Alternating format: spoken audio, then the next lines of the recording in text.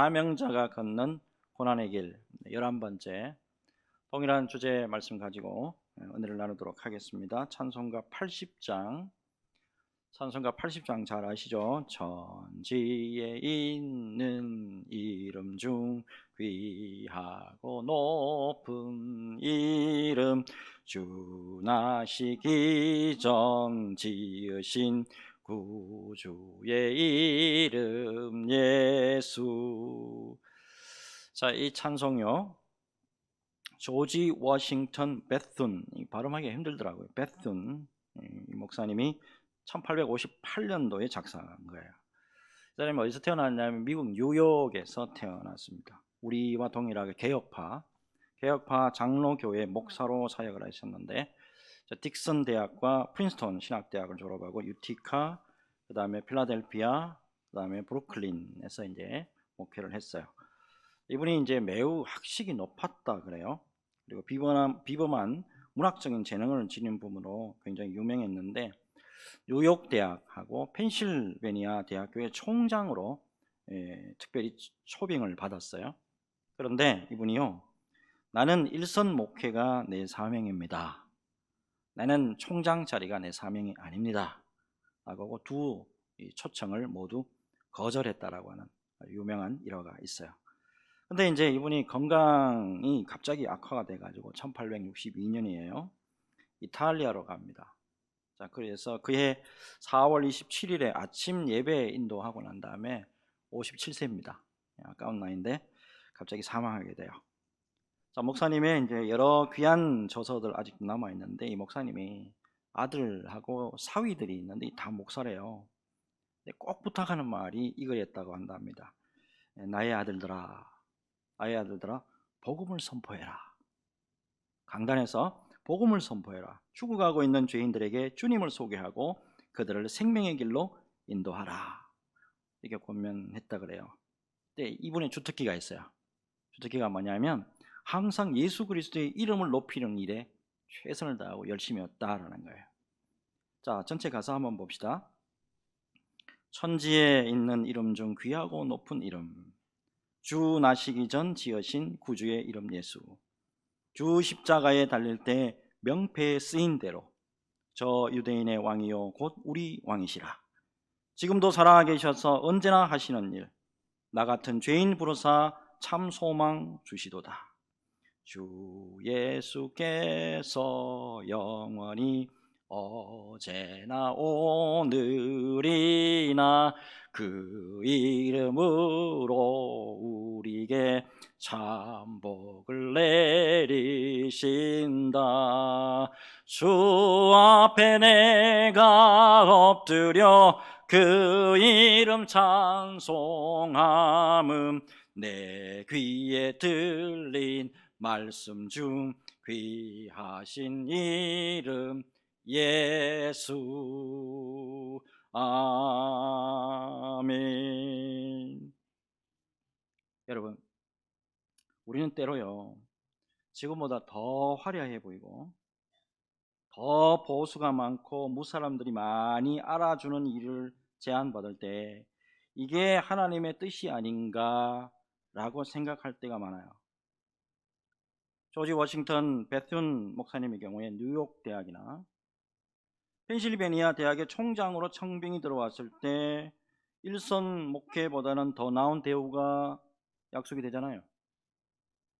그리고요, 더 나은 보수, 더 나은 연봉이 또 보장되죠. 뉴욕대 총장이라 그러고 펜실베니아 대학교 총장이라 그러면은 뭐 명성이 자자할 거 아니에요. 굉장히 중요한 건 뭐냐면 베순 목사님의 자세예요. 자세. 하나님은 뉴욕 대학이나 펜실베니아 대학이 아니고 크든지 작든지 간에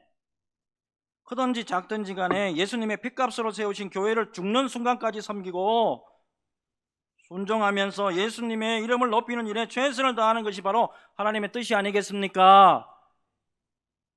라고 하는 확신이에요, 이거. 여러분, 오늘날 어때요? 화려함. 저도 화려함 좋아합니다. 여러분, 넉넉한 보수, 돈 많이 주면 좋지요. 또요, 명성. 여러분, 그것도 좋아요, 그래. 근데 중요한 거는 그런 초대를 받더라도 이게 주님의 뜻이 아니잖아요. 이게 주님의 뜻인지도 모르고 막 덤벼드는 분들이 있다 이 말이야. 이게 주님의 뜻이 아니면 정중하게 거주를 할 줄도 아는 그런 믿음이 좀 있었으면 좋겠어요. 이런 무엇보다도 주님이 인도하시는 곳이 따로 있다고요. 응? 주님이 보내시는 곳이 따로 있다고. 정신 차려야 돼. 오늘날 주님이 보내주시는, 인도해 주시는 곳에 신실하게 사명 끝까지 잘 감당할 때 그게 바로 하나님의, 우리 주님의, 성령님의 기쁨이 될 줄로 믿습니다. 오늘은 이 말씀 전제 속으로, 이 말씀을 전제로 하고 말씀으로 들어가 볼게요. 성령의 귀한 은혜가 충만히 임하는 귀한 시간 되시기를 예수님의 이름으로 축복합니다. 자, 이제 계속해서 사도행전 강의를 하겠는데, 자, 사도행전 21장부터 26장까지 우리 뭐를 봐왔어요? 자, 사도 바울이 1차, 2차, 3차 전도여행 끝나고 난 다음에 주위에서 다 말렸다고 예루살렘에 가시면 그 고난이 보통이 아닙니다. 가지 말라고. 근데 사도 바울 대단하죠? 기어코 어디 갑니까? 예루살렘 간다고. 자, 예루살렘에서 가이사랴에 이르기까지 오늘날까지 뭐 봤습니까? 사도 바울이 고난받는 모습이고 5번이나 변론하는 모습이고 또요 사명에 최선을 다하는 모습을 우리가 볼 수가 있었잖아요. 자, 그런 다음에 그게 끝이 아니에요. 이제 고난만 받고 끝나는 게 아니라고 또 있어요. 사도 바울이 이제 그토록 가기를 원했던 어디로 가요? 로마로 떠나는 모습이 오늘 소개되기 시작합니다. 자, 27장, 28장이죠.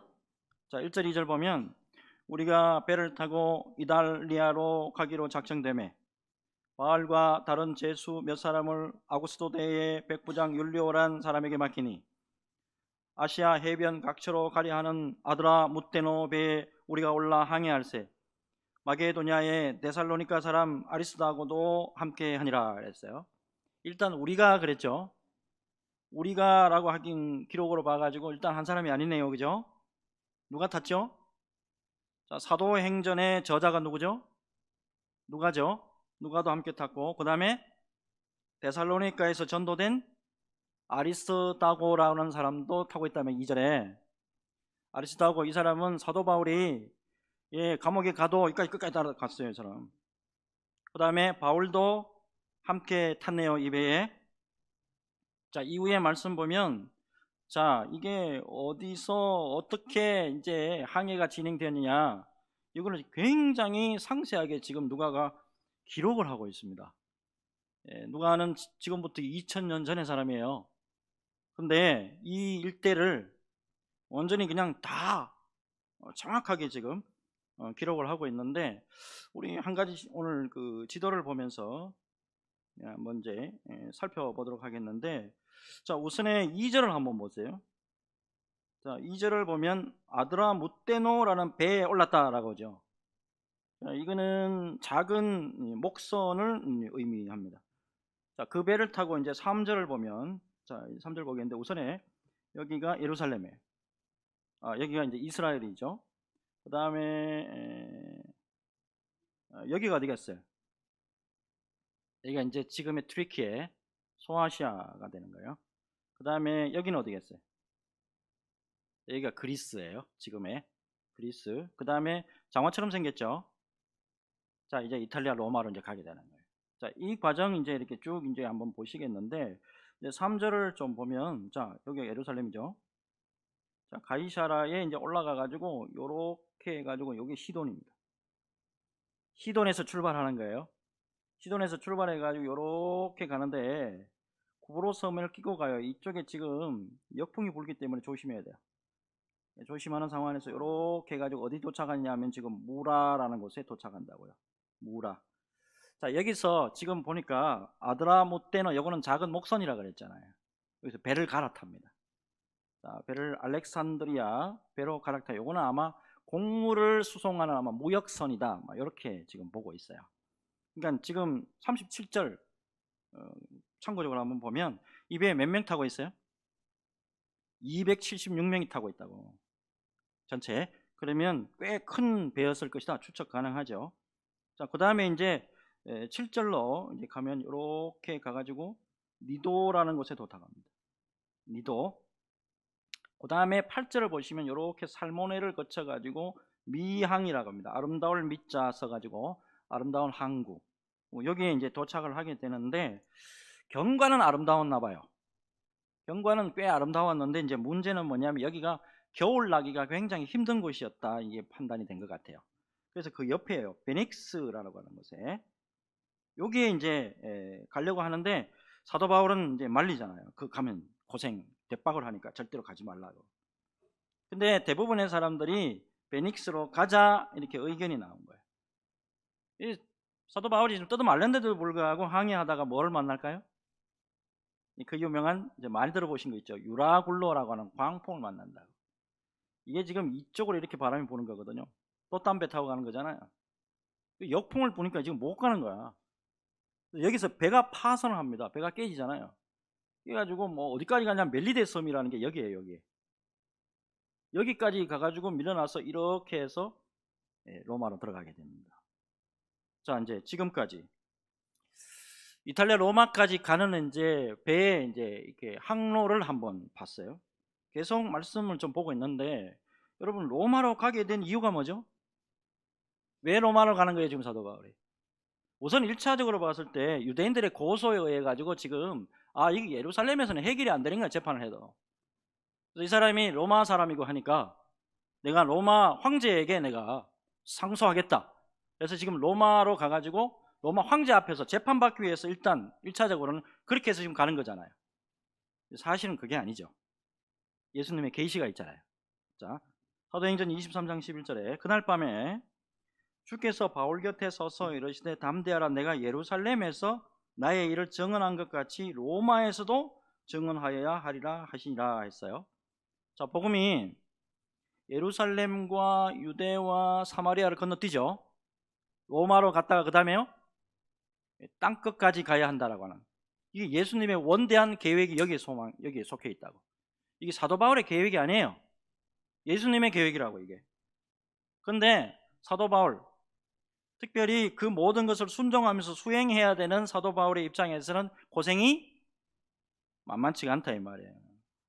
여러분 이 말씀과 관련해서 고린도후서 11장을 보시면 사도 바울이 그 당시에 얼마나 고생 많이 했는가 나온다고.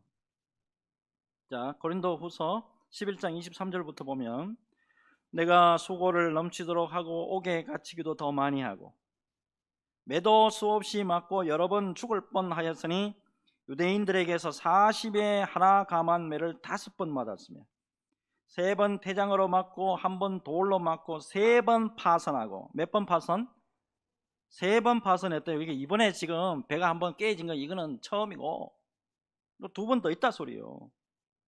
그 다음에 일주야를 깊은 바다에서 지냈으면, 여러분 일주야를 밤과 낮으로 어두컴컴한데 바다 위에 그냥 둥둥 떠 있다고 생각해봐요. 지중해 얼마나 무섭겠어요. 거기다가 봅시다.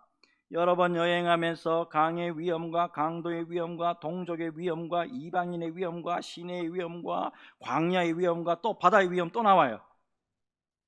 거짓 형제 중에 위험을 당하고 했어요. 모든 이런 고난을 내가 경험을 했습니다 라는 거예요. 자, 그런데 여러분 중요한 거 한 가지를 여러분 여기서 발견하셔야 돼. 뭐를 발견했냐면, 주님 제가요 사명을 감당하려고 최선을 다했습니다. 주님 제가 교회에서 직분자로서 사명을 지금 다 하려고 했다고요. 특히 사도 바울의 경우에 1차, 2차, 3차 전도 여행 모두 감당했습니다. 주님의 명령을 따라서 이탈리아 로마에까지 가기로 작정하고 이렇게 나섰어요. 그런데 항해 위험도 있고 배의 위험도 있고 유라굴로라고 하는 태풍의 위험까지 고난이 끝이 없습니다. 도대체 제가 얼마나 죄를 많이 지었기에 이런 고난 제가 계속 받아야 됩니다. 사명자를 위해서, 직분자를 위해서 일에만 집중하도록 해주셔야 되는 거 아니에요? 이런 불평하고 원망하고 좌절하고 실망하는 말이 있나요? 한마디도 없습니다. 오히려 고린도후서 1장을 보잖아요.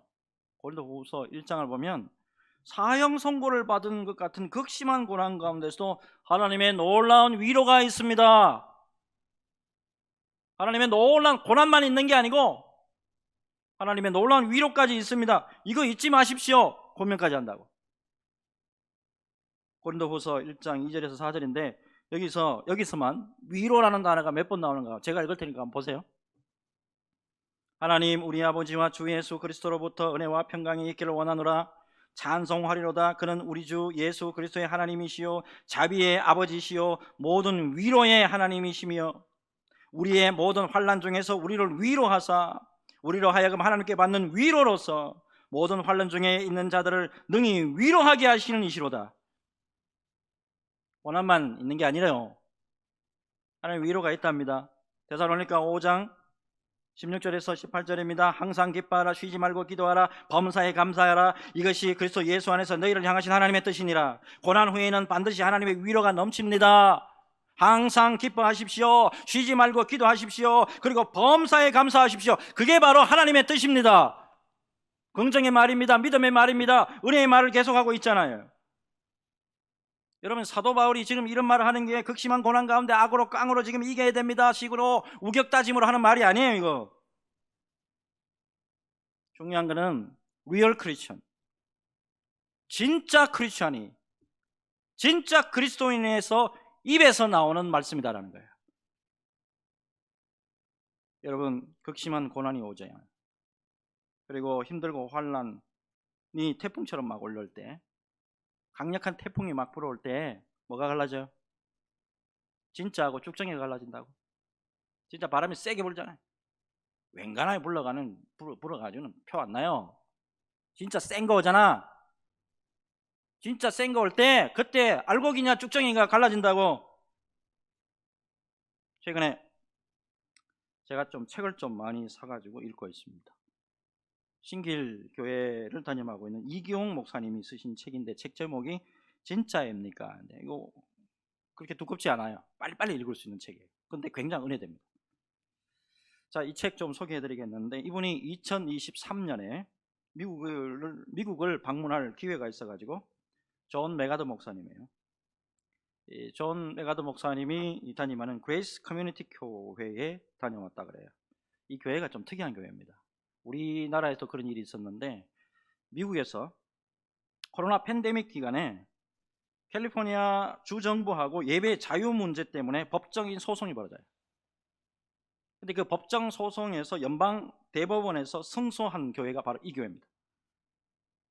이 교회의 현재 모습이 궁금한 거예요. 목사님이 그렇게 미국에서도 팬데믹일 때는 절대 사람 모이지 마라 그랬는데 다 모여서 예배 드렸거든. 그렇다면 지금은 어떨까 하는 거예요. 그래서 주일 예배 현장을 한번 참관해 보고자 해가지고 방미 일정을 짠 거예요. 자, 그러던 중에 뜻밖의 변수가 생깁니다. 자, 그레이스 커뮤니티 교회가 위치한 곳이 어디냐면 선밸리라고 하는 곳이요. 선밸리 여기에 갑자기 강도 높은 지진에다가 강한 비바람이 동반될 것이라고 하는 모바일 경보 메시지를 받습니다. 갑자기 지금 여행 와가지고 미국도 만만찮게 지진 많은 나라예요. 특히 캘리포니아 이쪽에. 근데 교회 방문하려고 그러는데 지금 지진 나고 태풍 온다 그러잖아요. 그러니까 여행하는 입장에 봤을 때는 불안하고 부담스럽죠. 그런데 이분의 생각이 뭐냐면 목사님이 그래 바로 이때 참 교회의 모습이 나타난다는 거예요. 응? 비바람이 치고 태풍이 불고 지진이 난다고 할 때 과연 그때도 사람이 모이느냐는 거지. 문을 열고 들어가 봅니다. 예배당 문을 들어가는데 당일날 진짜 비가 억수같이 오고 태풍이 불었답니다. 그리고 지진으로 땅이 굉장히 많이 흔들렸대요. 분명히 성도들이 많이 안 나왔을 것이라고 했어요. 근데 직접 문을 딱 열고 깜짝 놀랐어요. 텅텅 비었을 줄 알았는데 거의 빈 자리가 없이 꽉 차 있더라는 거예요. 자기 말로는 그래요. 전율할 듯한 그런 감동이 내게 왔습니다. 그리고 자기도 모르게 이 말이 툭 튀어나오더래요. 그러면 그렇지 역시 진짜는 달라. 그러면 그렇지 역시 진짜는 달라. 여러분 우리 자신에게 직접 한번 물어보시기 바랍니다. 여러분 진짜입니까? 아니면 진짜인 척합니까? 여러분 진짜입니까? 아니면 진짜인 척하고 있냐고.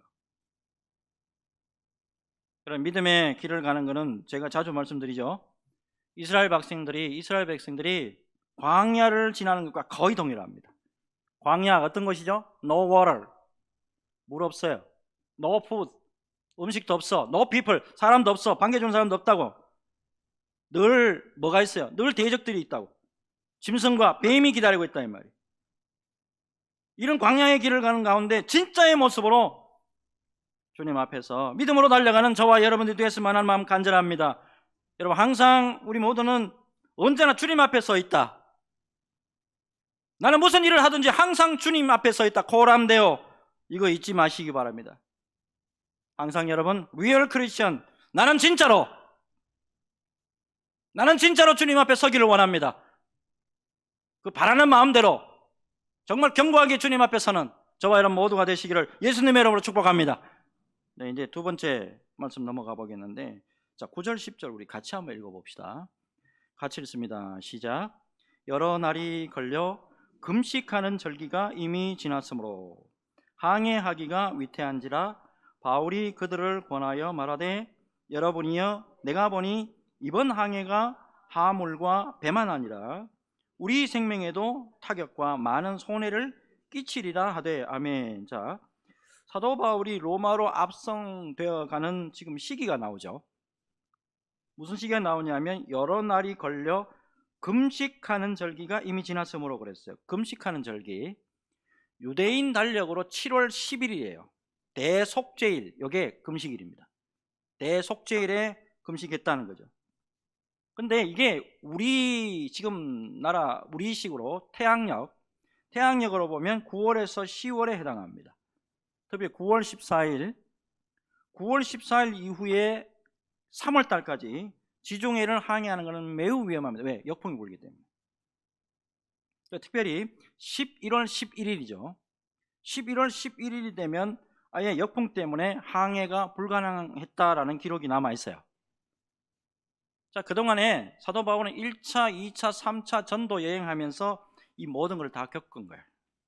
그래서 선주죠, 배 주인하고 선장, 배를 이끌고 가는 선장하고 그 다음에 자기를 인솔해 가는 백부장 율리오에까지, 요거를 지금 이런 상황이기 때문에 가시면 안 됩니다. 권면해요. 자, 그런데 11절, 백부장이 선장과 선주의 말을 바울의 말보다 더 믿더라 그랬어요. 제가 오늘 드리고 싶은 말씀 중에 하나가, 꼭 드리고 싶은 말씀 중에 하나를 제가 말씀드리겠는데 잘 보세요. 자, 백부장 율리오는 소위 뭐를 갖고 있는 사람이냐면 권력을 갖고 있는 사람이에요. 예? 로마라고 하는 굉장한 권력을 갖고 있는 사람이라고. 그리고 선주는 뭐예요? 배 주인이죠. 뭐를 갖고 있어요? 경제, 물권을 갖고 있는 사람이라고. 그리고 선장은 뭐예요? 항해하는 지도력 또는 배의 일꾼을 마음대로 좌지할 수 있는 인권을 가지고 있는 사람이라고 말할 수 있죠. 근데 중요한 것을 발견할 수 있는데, 오늘 본문을 면밀히 살펴보면 모든 사람들 위에 지금 실세가 누구예요? 이 배 안에서 실세가 누구냐고. 권력을 가지고 있는 율리오야? 예? 물권을 가지고 있는 선주입니까? 또는 인권을 가지고 있는 선장이에요? 아니라고요. 영적 권세, 영권을 가지고 있는 사도 바울이 사실상 이 배의 실세단 말이에요. 여러분, 우리 믿음의 사람들은 어디를 가든지 인권과 물권과 영권을 가지고 주님의 영광을 드러내는 일에 열심히여야 한다는 거, 이것 좀 기억하셨으면 좋겠어요. 오늘 설교 강단을 들어보면 인권과 물권과 영권을 별로 강조 안 해. 예수 믿는 사람들이요, 인권, 사람들 잘 인도하지 못해. 인권이 없어. 예수 믿는 사람들이 물권, 경제력이 약해가지고 너무 힘들어해. 그리고 영권, 영적인 능력이 부족해가지고 불신자들에게 믿음을 주는 게 아니고 불신자들에게 오히려 더 불신을 더 해주고 있다 이 말이에요. 이렇게 해서 하나님 영광이 되겠어요? 제가 우리 성도님을 향해서 제가 고백할 게 있는데, 늘 기도하는 제목이 따로 있어요. 여러분들은 오늘 내가 처음 밝히는 거예요. 여러분들 그래서 어떻게 기도하냐면 다윗의 예를 들어가지고 말씀드리겠는데, 다윗 배운 거 있어요 없어요? 다윗 어떻게 보면 이스라엘 전체에서 가장 훌륭한 왕 아닙니까? 그죠? 오늘날의 식으로 하면 굉장한 대통령이라고. 서울대 나왔어요? 예? 하버드 나왔어요? 상바드 나왔어? 안 나왔어. 2세 아들 중에 막내 아들 양치는 일을 했기 때문에 충분한 고등교육 못 받았다. 다윗은 어때요? 정치, 외교, 국방에 대해서 경험이나 지식이 있습니까? 없어요, 하나도. 그리고 막내 아들이라서 이게 재산이 있을까요? 막내 아들에게 재산도 없잖아요. 자, 근데 다윗에게 있는 게 있다 이 말이에요. 이거는 누구도 따라가지 못하는 강력한 게 있다. 그게 뭐냐면 바로 인권과 물권과 영권, 이게 다 있단 말이에요. 다 있다는 거 제가 증명해 볼게요. 여러분, 다윗에게는 어느 곳에 가든지 사무엘상 22장 2절이죠. 어떤 사람들이 모여들었냐면 다윗에게 환난당한 모든 자와 빚진 모든 자와 마음이 원통한 자가 다 그에게로 모였고, 인권, 사람을 다스리는 권세가 있었단 말이에요. 역대상 29장을 보게 되면 하나님의 성전 짓기 위해 가지고 물품 준비하는 과정이 쫙 나오잖아요. 물품이 어마어마합니다. 굉장한 물건 가지고 있는 사람이라고. 다윗의 시편을 볼까요? 하나님 앞에 기도하고 예배하면서 간구한 거 모두 다 이루어졌어요. 다윗 시대만 이루어진 거 아니고 다윗 자손에만 또 이렇게 이루어진 게 아니고 예수 그리스도에 이르기까지 엄청난 영권의 소유자가 다윗이란 말이에요. 저는 이렇게 우리 성도님들이 모두 한 사람도 예외 없이 인권과 물권과 영권의 소유자가 되기를 바랍니다 라고 기도한단 말이에요. 여러분, 무엇보다도 영권의 소유자가 되시기를 바랍니다. 사실 영권 갖고 있잖아요. 영권 갖고 있으면 다 땡겨낸다고요.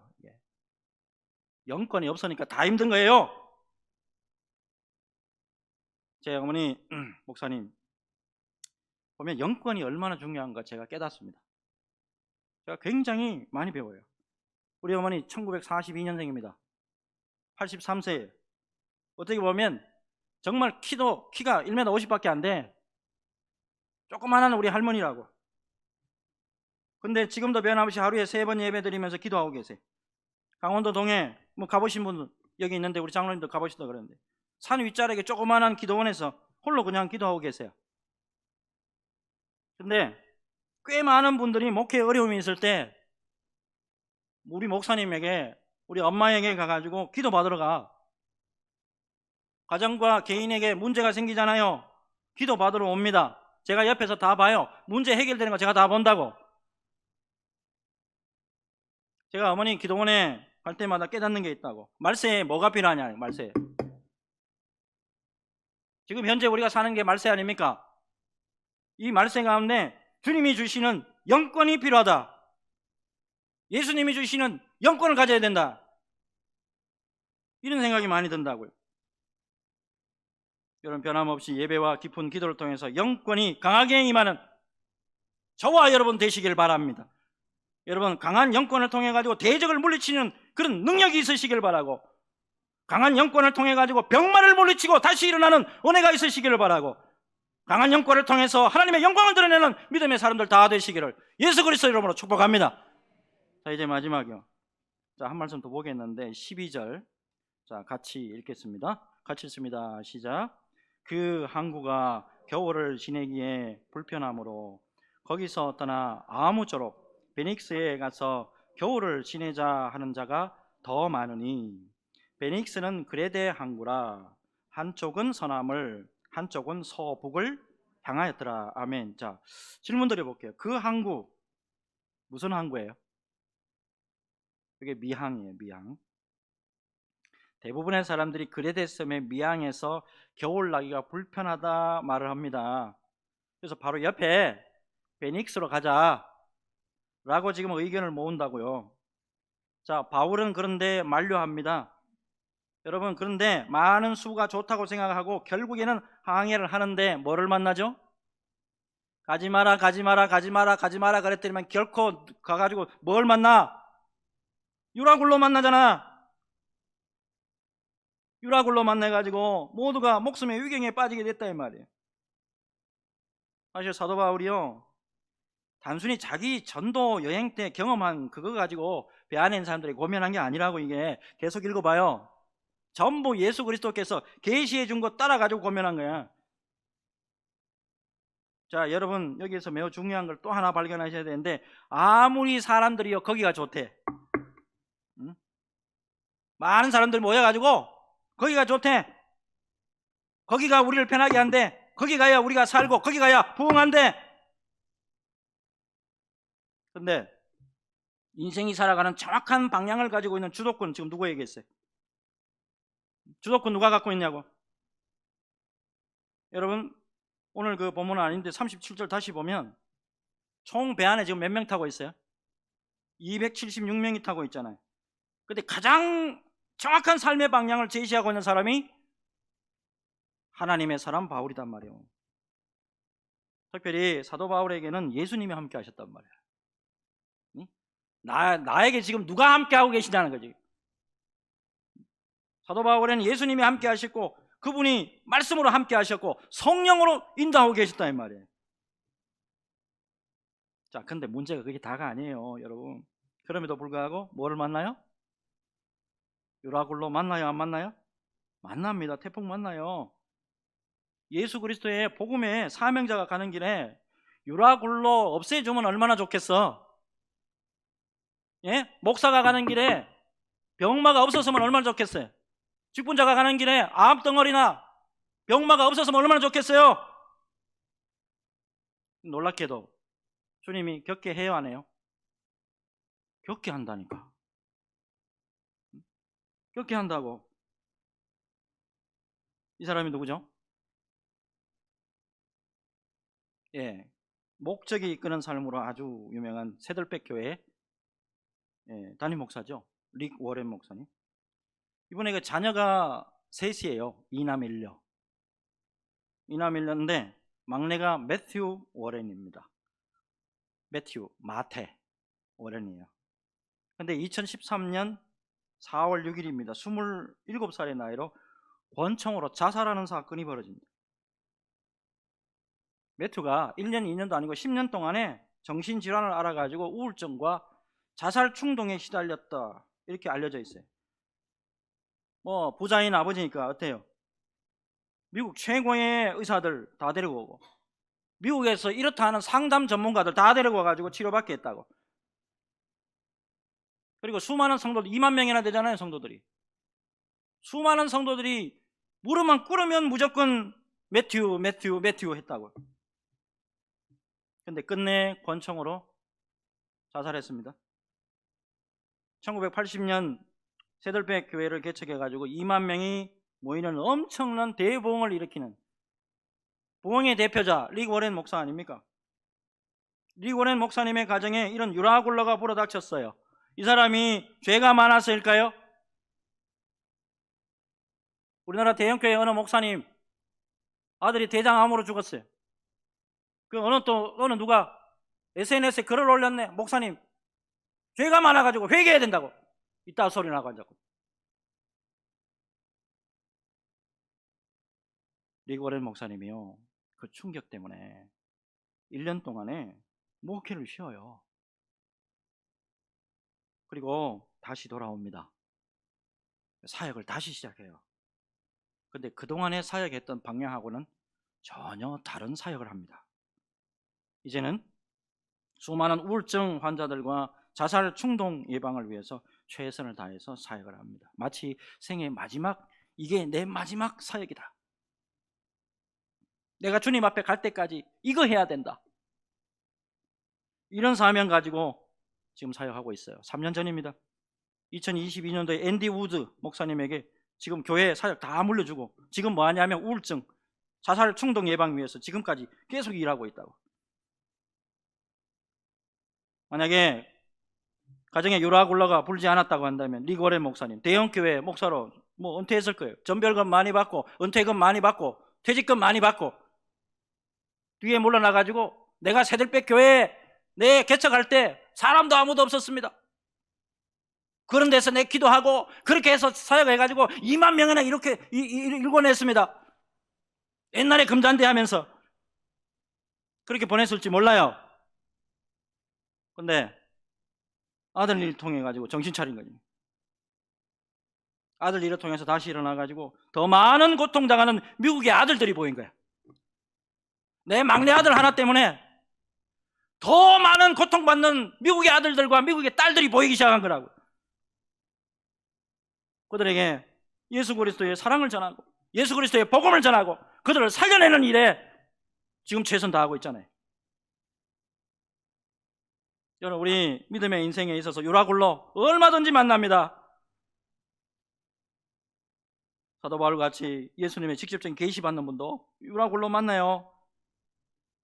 근데 그것을 통해서 또 다른 믿음의 인생길로 인도하시는 주님의 섭리, 주님의 섭리, 이거를 보시길 바랍니다. 지금 여러분 병마라고 하는 유라굴로 만났습니까? 경제적인 어려움이라고 하는 유라굴로 만났습니까? 마음과 정신적인 고통, 사람들과의 관계로 인한 고통, 짠으로 인한 고통, 이 모든 유라굴로 예수님 안에서 분명히 또 다른 메시지가 있다는 걸 기억하셨으면 좋겠어요. 우리 하나님은 끝까지 당신의 백성들을 버리지 아니하고 모든 것을 합력하여 선을 이루시는 선한 하나님이시다는 것을 굳게 믿으시고 유라굴로 앞에서도 믿음으로 예배하고 기도하면서 주님의 긍휼을 구하시기를 바랍니다. 이 은혜로 우리 모두가 믿음으로 굳건하게 세워지는 은혜의 역사가 있으시기를 예수 그리스도 이름으로 축복합니다. 축복합니다.